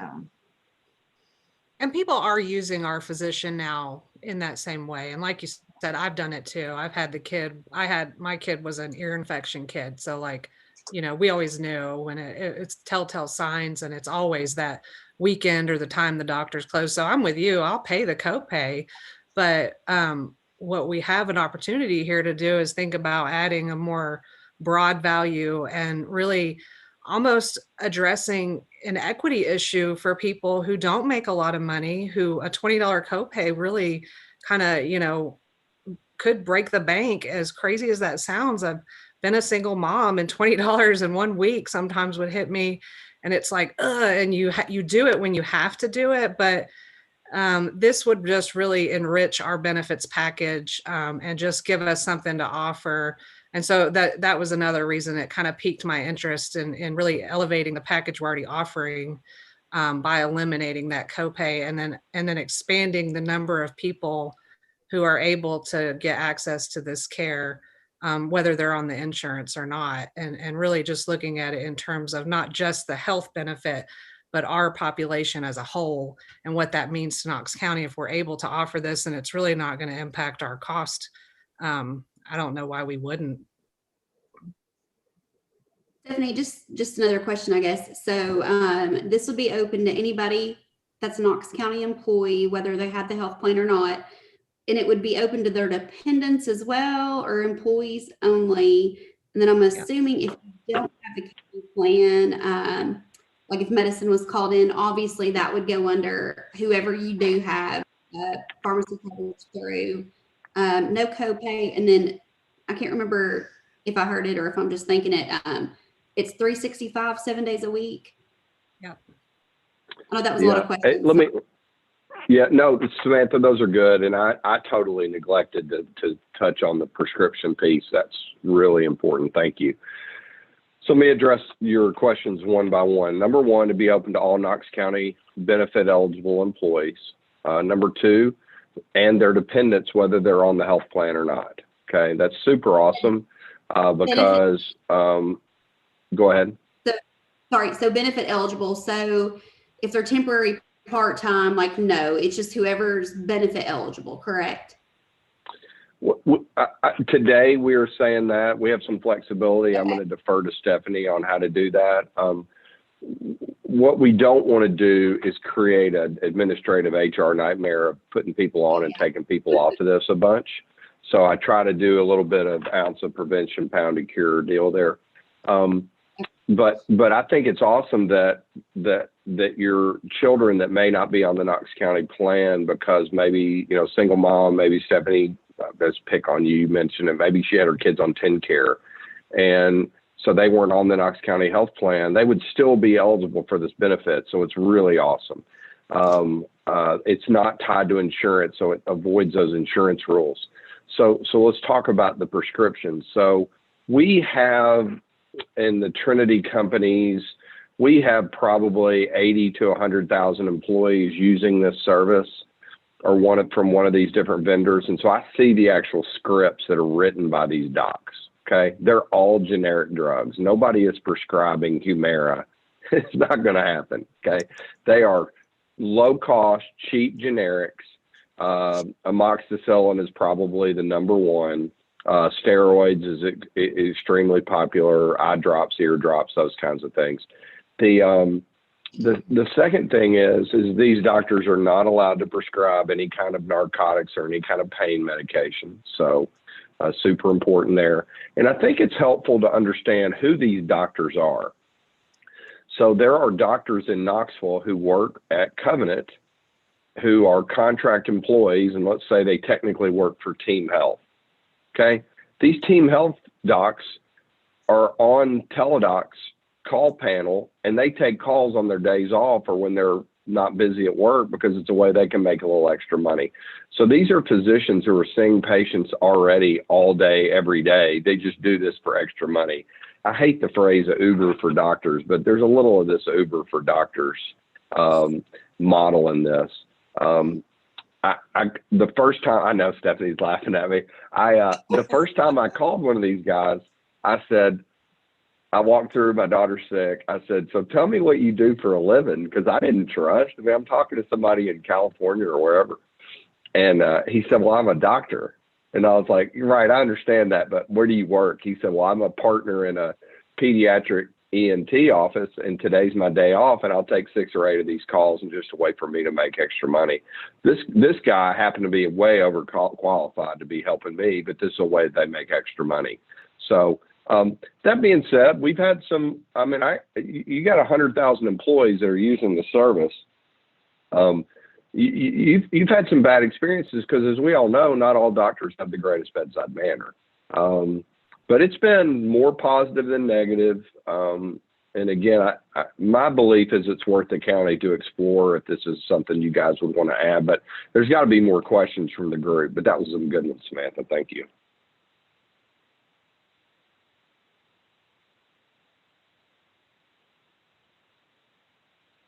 Anybody else? I'm curious your guys' thoughts and feelings on this. I mean, this is really going to matter for us moving forward, whether we decide to spend these dollars or not. and you all will be doing, if we did this, or if it was decided, just a big push campaign, because like Drew Yeah. said, Blue Cross isn't really allowed to promote it due to the fact that they're not wanting to push away from providers. However, this telemedicine, teledoc, whoever we end up using, they're allowed to, because that's their focus. So I feel like sometimes people get annoyed and frustrated with constant reminders, but on the flip side, they might get it and see, oh yeah, I forgot about that, I can use it, versus you might Yeah. see it once a year. Yeah, good question. Go ahead, Stephanie. I'm gonna let you. Well, I answer was this. going to say, Drew and I hadn't talked about it, but we are on the same page. We're looking at a January rollout. So this would be a big part of our open enrollment campaign. If we settle on this, our group, my department in general, one of our main goals this year is to increase communication and get out there and learn about your groups a little bit more and try to connect those dots. So we would definitely market this differently, instead of just saying this is here and it's a part of your health benefit, because more ears will want to listen. And I did also feel strongly that this should be full-time and part-time only, not the temporary seasonal people. We just have so many of those that come and go. That would be an administrative nightmare, and really just almost, not even necessary, because what this would do would add value to even our part-time people and what we can offer them, and really help retain that workforce and invite that workforce and say, look, this is something extra. You now get EAP gym memberships, telemedicine, and life insurance. And for some part-time people, this would be a game changer. I mean, this would be huge for them to be able. So that was one I was kind of sold there when I thought about being able to offer it to part-timers. So those are kind of my feelings on the topic of when we start. We'll definitely be prioritizing this as a communication piece throughout open enrollment, and then including just the full and part-time folks. Would you discontinue it through Blue Cross, or would you keep it? Yeah, so we would unwind the Blue Cross piece, would go away, and so this would be outside of that. And here's the benefit to this: there'll be a day when we have to leave Blue Cross. I don't know why. It's just how it works. Okay. Yeah. And so what's nice is when you have a telemedicine provider that's not tied to the health plan, you don't have to change that too, because you've built up a year or two of getting people used to doing that. Our office produces monthly communication for telemedicine that we send to the Stephanies of the world, and she determines on how the best way to educate. Because what I found is if we only tell people about this at the beginning of the year, everybody's busy, they're thinking about open enrollment, and the holidays hit, and then February hits and they get sick, and they don't remember to call Teledoc in the end of urgent care or the ER. So it's a constant drip reminder. We'll do posters and cards and, refrigerator magnets and all that kind of stuff. We'll get people, we'll do a registration campaign. One of the things I've learned is we want to get everybody registered for the system, because it's just like any new doctor visit. The first time you call, you have to give them your health history. You have to say that I have high blood pressure, I'm allergic to penicillin. Well, you aren't going to want to do that at 2 a.m. when you're sick. Okay. So it's good to do that, get it all out of the way, do it up front, get the app loaded on your phone. And if we'll do a concerted rollout, really thoughtful rollout of that, we'll see really good utilization. But it is all about communicating over and over and over again that y'all have this awesome service. Otherwise, it's not worth doing if we're just going to put it in and not talk about it. You already have that today, and you let Stephanie go fight other battles. And you just mentioned app. I have a lot of folks at my place who, more of them might use an app than a computer, but what if they don't have, or they can't do an app, if they can just call? Yeah. Like, is that an option? Yeah, great question. So one of the local schools that my kids were at for a long time, they had this. And so the baseball coach, who's pretty famous in Knoxville, doesn't use apps. And he texts me and says, hey, how do I get all of those doctor people? And I literally send them the phone number and say, tap this on your text message and call them, and you don't ever have to log in. You don't have to remember a password. So calling the number works great. Okay. Personally, for me, I like the app because I want to be able to pick the pharmacy that I want my prescription to go to, or I want to be able to upload a picture. But if they just want a phone call with the doc, that's easy to do. You call the number, tell them why you need a consult, and the doctor will call you back at the number and you can schedule the call. That's also really helpful. Maybe people in law enforcement, just thinking out loud here, they can't take calls during shift. Okay, but I get off at 11, so I want the doctor to call me at 11:30 p.m. Okay, doctor's going to call you at 11:30 p.m. Yep. It also works on your computer as well, too. If you don't have a an iPhone or whatever, it will work on your computer. So. Yep. Yeah, and some of the docs have FaceTime capabilities or any kind of multimedia. Some don't. You can request that you want a video call, and that's obviously become more popular with COVID and the number of people that are comfortable using cameras. Mm-hmm. This is Michael, and I have just two things to interject real quick. I promise I'll be fast.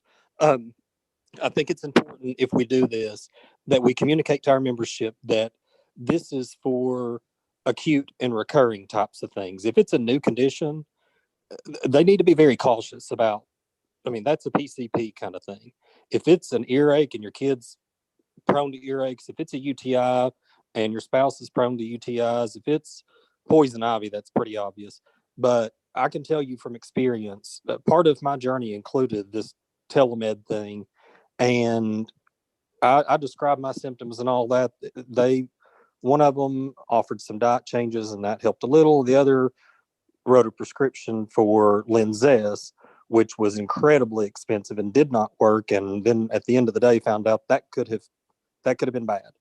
But I think it's really important that when this communication piece goes out, that our membership understands, the people that we are advocating for understand this is the kind of thing where, you got a throat issue, you got sinus issues, I think a list of what would be applicable needs to be there. And then I think it's important that they also understand that in most cases, these telemedicine providers do not EMR anything to their PCP.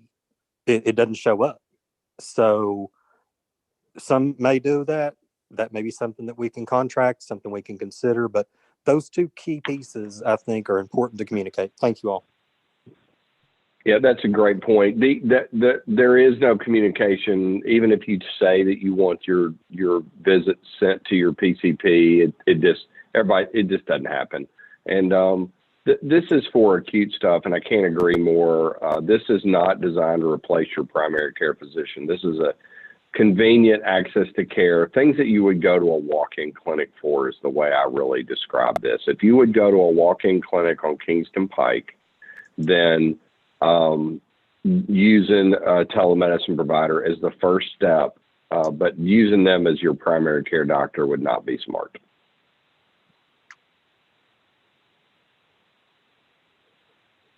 Yeah, and I just made myself notes, even though, we just to consciously make sure that we include those things, because I agree 100% too, that we still want to support preventive care. This is not a replacement for that. The way we would market this would be an added, convenience option for access to care. And then we would definitely communicate and encourage people that anytime they use this, to notify their providers at their next visit and do like a follow-up. And I've used this where they've triaged and said, we can't help you, go to wherever tomorrow when you get a chance. And so hopefully wherever we choose would also be responsible stewards of that and kind of steering people when they can't help them, to the right providers. But that's a great point, Michael. So do we have to actually vote on a motion to go to an RFP on a telemedicine? I preferred that the committee had an opinion on this. I mean, this is a pretty major change to our benefit package. We're on board to do the work that it would take to put it out there and wrap it up in it. So I would love for you guys to vote on whether you think we should move forward with this or not. Unless somebody, has other opinions on that. I just feel like you all are representing our population, and I'm curious who all would be opposed to this. I don't want to spend dollars, even though we know there's expected savings and benefits and it's going to enrich our package. There's lots of positives, but I definitely want to consider all of the concerns or issues that the committee may have if we move forward with this. I have a question, Stephanie. Is there the risk of, okay, so we're expecting a cost savings, but what happens if it ends up not being a cost savings? Because maybe too many people are taking advantage of it or whatever else. Are we looking at the possibility that for having this benefit, now granted it's an extra benefit, but is there the chance that this extra benefit could actually end up raising, even though it's not tied to our insurance, in trying to recoup any potential loss, could we see our insurance go up? I'll let Drew speak to that. I think he's probably had more experience with seeing this in other groups that he manages. No, that's a legit question. So let's think about this from just a dollars and cents standpoint. The fixed cost of the program, and we got to do the RFP game, is going to be roughly $100,000. Okay, so it may be 120, it may be 90, but I'm going to be within in that range. Okay, the only reason that we would not end up saving is because it means people didn't use the service. Okay, so if people didn't use the service, then your employees didn't see value in it, and therefore we didn't use it. And I'm going to come back to you and say, get rid of that, okay, because nobody used it. The second thing I was going to tell you is you guys are spending in the $32 million on your employee health plan. This $100,000 is not going to be the driver of whether or not you guys have to make changes to what comes out of your employees' paychecks. What's going to drive that is if our pharmacy keeps going the wrong direction. So I don't want to make your question not sound important. It is. The cost is not going to go more than 100 for the fixed portion. That is the fee. It is the fee. The only reason we may not save enough, that tells me that people didn't use the service, and therefore I'm going to come back to the county and say, we tried. I mean, give me credit for trying, but this was a loser. I don't expect that at all, especially when we communicate properly and tell people how valuable the service could be for their family. But it's, in my opinion, no, this would not be a difference between you guys having to adjust employee contributions. That's going to be more if the medical plan and the pharmacy plan get out of whack. Yeah, and that's an important point, is that this is a fixed cost. And so we're not seeing claims come in. It's not the more people use it, the more people that use it, that's where we're going to benefit. And that's the opposite usually of our healthcare. Okay. Could I mention one thing? This is Lisa.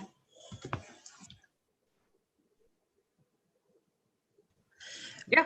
I was on the panel that looked at telemedicine when we first thought about doing it, and all of us loved it. The only thing was, when we did the cost analysis of it, the pricing was wonky the way that they had it, and so it actually was going to cost more to have it than not have it. And that was in the early days of telemed, and there were they had like per member per month costs, and then there was additional costs for how much it was used and that kind of thing. But y'all are going to do the cost analysis and it'll be different. I just when Drew said earlier that the previous people in benefits decided not to do it, that was the reason that we decided not to do it. We did the cost analysis, and it actually was going to cost us money to have it, and we were in a point in time when we were having to cut costs. Yeah, Lisa, and I have tons of respect for Krista. She and I disagreed about very little. Krista really did not believe that telemedicine was quality care, and so we just never put it in. That was really her driving force. And And I didn't disagree with that, but what I'm saying is the convenience outweighs some of that, and COVID has really changed that. So, Lisa, the analysis this year will be, it's gotten a little cleaner because, like you said, it was in the early days. It's gotten a little cleaner, and we'll be able to show for every visit that we have that would have gone to your commercial plan, we're offsetting about $60 in cost, $70 in cost. So I hope our utilization's through the roof if you guys end up deciding to approve this RFP in a few months, because that just means we've saved more money. So I'm glad you mentioned that, Lisa, because I will have to make the pricing a little cleaner than I did last time. I've learned a little bit since then, so don't hold it against me, Lisa. So with COVID, can you see how many people who actually use telemedicine this year who are on, Knox County insurance? Yeah, so there's two. Oh, good. Go ahead, Stephanie. No, you go. Well, there's two. So there's two things. So some of our providers, as I mentioned, Summit started seeing actual telemedicine visits. So we can pull that. I've never pulled that. It's a good question. So Amy, if you don't mind pulling the number of telemedicine visits we had during 2020 through Blue Cross, not through the service, but through the actual typical provider community. And then secondly, we pulled, Linda, how much utilization we had on your current copay driven model. And I mean, it was 2 or 3 or 4%. It just wasn't even worth talking about. And everybody's touched on it. Carrie touched on it. It's because nobody communicates it. Why does Blue Cross not communicate it? Because they don't really want to be seen as trying to tell people not to go to the local urgent care or go to the ER, because Blue Cross is then going and trying to contract with those doctors to get a better deal. So it's this weird relationship that they have. Blue Cross has this program really more of a me too. We have it too, but our utilization is not even worth talking about. It's less than 4% of the people use it. So. Okay. Yeah, it's small enough. I actually thought they were giving us numbers on just one option on the plan, and it kept me up. And Right. Drew was laughing at me because I emailed them at like 5 o'clock in the morning one day, and he was like, "Why are you even thinking about this at 5 o'clock in the morning?" And I was like, "Because that's just crazy to me. Are we talking about the whole plan?" Yeah. And it was like, "Yeah, it was the whole plan." So, I think exactly what I typed was, "You need more to do." Definitely don't need that. Does anybody else have any concerns or questions? I mean, this is a great discussion. Drew, if we RFP this, do we have an option to say no, we don't like this, and then just nix it? Oh, yeah, absolutely. Yeah, no, this is me signing up to do extra work, and y'all can look at it and say, no, this is dumb, or yeah, let's roll. No, there's no harm, no foul. I think they would call this tire kicking at this point. Mm-hmm. Yeah. In that case, I'd like to make a motion that we put this telemedicine option out for bid. I'll second that. Okay, so we're going to vote on that motion. Amanda Cox. This is Carter Pack. Amanda texted me literally 30 seconds ago and said she had to step away, but would be back very brief. Okay, well, I'll go through the roles after her. Barry Best. Yes. Okay. Caroline Sudlow. Yes. Okay. Dwight Vandevet. Okay. Jane Moncapicera. Yes. Casey Stone. Yes. Okay. Lisa Gerald. Yes. Linda McGinnis. Yes. Carter Pack. Yes. Okay. Courtney Durrett. Yes. Nikki Davis. Yes. Okay. Randall Kenner. Yes. Okay. Samantha Chittum. Yes. And Buddy Burkhart. And Amanda, have you come back I did. I had to run a piece of paper down the hall. Yes. Okay. Thank you guys for such a thorough presentation. It's really impressive. Okay, so we had 11 yes votes, so the motion is approved. No, we have 12, excuse me, 12 yes votes.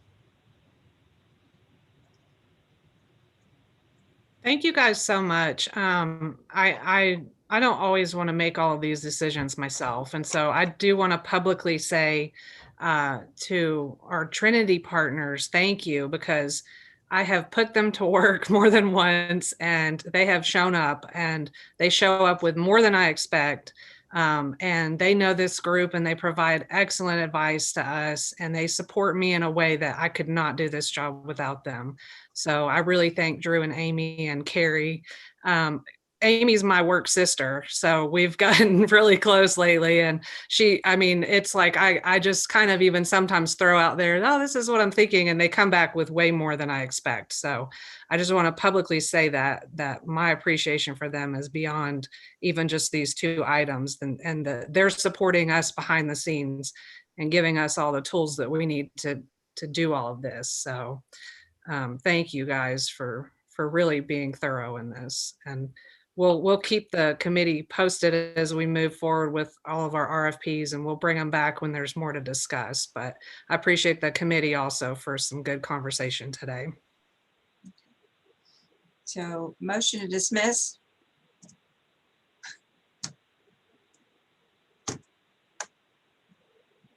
I'll make a motion. Did you make the motion, or do you want someone to make the motion? Oh, I'm asking someone to make the motion. Okay, So motion to Randall? dismiss. Second. Okay, and Carolyn. So adjourning at 3:05. Thank you guys for everything.